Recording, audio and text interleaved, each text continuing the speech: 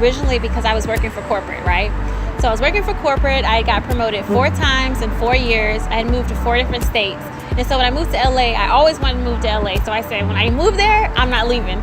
So I said, what am I passionate about since I'm actually here? Health. When I was working for corporate, I used to get so stressed out. But the one thing that helped me was fitness, exercise, and I had health complications. And juicing was the one thing that I could always go to help me mentally, like emotionally with my health, and then to get through the stresses of a 9-to-5. So what brought me to LA was my corporate job. It was a blessing because the reason I get to stay is because I was able to create my juice line as a result of wanting something new and staying where I always wanted to be.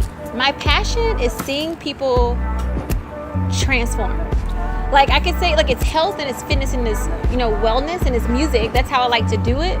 But my overall passion is to see a person go from A to Z. Whether it be like a mental shift, an emotional shift, an attitude shift, I like to see transformations. Find out who you are and what you want to do before you come to LA. It's a really big city. I don't know about who else, but I'm from Georgia, but I was born in South Carolina. Very small city, right? Me being able to move throughout corporate gave me the experience I needed to tackle any type of environment. But I would say, if you don't have your money saved up, get your plan together. Know who you are, know what you want to do. And when you get here, no one can tell you anything different about who you are and what you want to do. And then you'll be able to get to your mission faster because you have an end result attached to what you want to do. So second thing, be financially ready to handle LA. Don't come here without any money because it's not a place to stack your coins once you get here. It's a place to have a foundation, some footing, and then when you get here, you can run. Rent here is $1,400, right? The last state I lived in was Las Vegas, and it was $600 for rent. I could afford like 2 homes in Georgia for the cost that I'm paying for a 1-bedroom apartment. So definitely have your foundation and your finances set. So that would be number 2. Never grow up when you move to LA. Like when you move to LA, always keep the same spirit and the energy that you had when deciding to move here. A lot of people come here and they get complacent instead of saying, wait, I remember who I am. I remember why I moved. I'm financially secure in who I am and I can do whatever I want. Remember that when things get hard, and never take anything too serious in LA. We're all here from different states and everybody's just out to get what they came here for. Don't take anything personal. Don't ever get too serious. Have fun with whatever you're doing and never grow up. My favorite places to eat in Los Angeles are my kitchen. That's the first. And I like Sun Cafe. I don't eat meat, but when I did eat meat, there's a place on Crenshaw called Delicious. And I like it so much because the people that own it are Cajun, and my dad is from New Orleans, and so half of our family is Creole. And so those are probably in Bossa Nova. 3 things outside of my own kitchen would be Sun Cafe in Studio City, Bossa Nova in Hollywood, and Delicious on Crenshaw in LA. Move sooner. Because I had everything I needed to move then,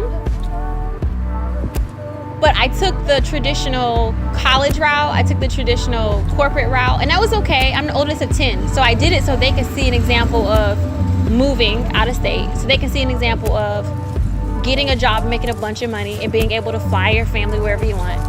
And then leaving it, I was able to show them how to do the same thing as an entrepreneur. But if I had to change anything else, I would do all of this a lot faster, a lot sooner. I would do the same exact thing, but just do it right now. Like the moment you said, I want to go, do everything that you plan on doing, but just do it sooner. I tell people they should save 2 years worth of living expenses. People think I'm crazy when I say that, but you don't know what's going to happen. There's so many homeless people in LA, and people think homeless just means you're on the street. Homeless means you're on the couch and you got your own place. You're still homeless. You got EBT. We don't need that. We need you thriving. We need us building communities with other people, getting roommates. We need that stability. Yeah. And I don't see that here. So I say that, and it's a large number, but if we shoot for 2 years worth and we only save a year's worth, we can at least put our feet here for a year, get us a job, get our business running, and then be able to be stable. So I always say 2 years. I wish I would have had 2 years saved up. I had a big chunk of money from corporate. I was able to pay off things. But if I would have had a few more years saved up, that would have been everything, because then I wouldn't have had to like do consultant work or do other things while being an entrepreneur. The whole time I've been an entrepreneur, I could have just focused on that if I would have saved up a little bit more. So I would just say, if you can get at least a year or two like saved up, it sounds like a lot, but that time goes by really fast when you're in LA. I would say a good $30,000. People say like, that's a lot. but it's not.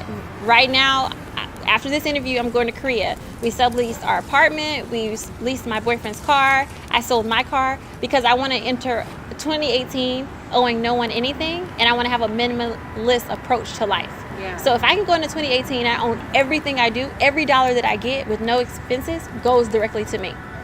I think that's how everybody should think. Ownership is freedom.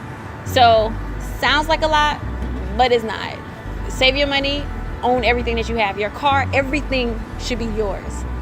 Rent your money up and get a house. Get with 2 or 3 friends and go like 3 ways on a house. At least you own it. You may not stay there forever, but you'll be able to make money off of the rent that you're charging other people to be there. Ownership. So yeah, I think it depends on the type of person. Like whatever your personality. Like if you are young and hip and you work for corporate, I think downtown is cool, like Silver Lake. Only because when I was corporate and I was like, oh, I got this balling now, that was like a cool little spot. Everybody else was young professionals too, as well as Culver City. Culver City is a great spot too for young professionals. If you're artsy, full-on creative, the Valley, because it's affordable. The Valley, I think, is the most affordable area in LA. If you want to be about the culture, West LA, Crenshaw, all those areas, Inglewood, because you get to get the culture, but you get to go back to your 9 to 5 or your job or whatever it is that you do, but you still get that culture if you're not used to it. Okay, well, my brand is called 1987 Juices. It's an organic and cold-pressed juice line. We are an online company, so when people order, we ship through online, but we have physical in-person events. So the one that we just finished up today was Sip and Sweat. It's usually a rotating like rooftop workout with a live DJ and vendors. But for the first time ever, I didn't have any vendors. I just had our sponsors like donate a few snacks. And then I wanted people to really set their intentions going into the new year.